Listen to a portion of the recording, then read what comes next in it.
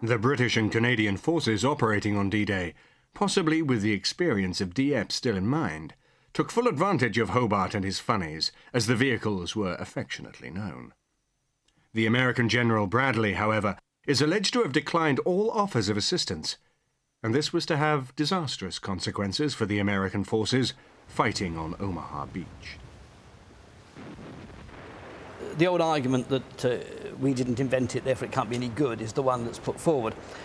I think if we look at it, the 79th Armoured Division simply wasn't big enough to serve three armies. It was already serving the British and Canadian armies. I think if we'd have extended it ourselves to support the Americans, except in very special cases, we would have been spread too thin. As to why the Americans didn't adopt specialised armour themselves, the Churchill would have been an anachronism to them anyway. It was so different from anything they produced that they would never have got used to it. It's a dreadful tank by American standards.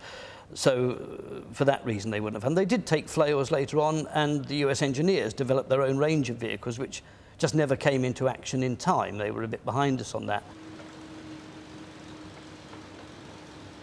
On D-Day itself, the experience of the DD swimming tanks varied massively from beach to beach. Probably the most spectacular failure were the swimming tanks, the DD tanks, in the early part of the operation. In the sectors where they were successful, they did very well indeed. The tanks swam ashore or drove ashore if they felt it was too rough to swim, and did what they were supposed to do in the main.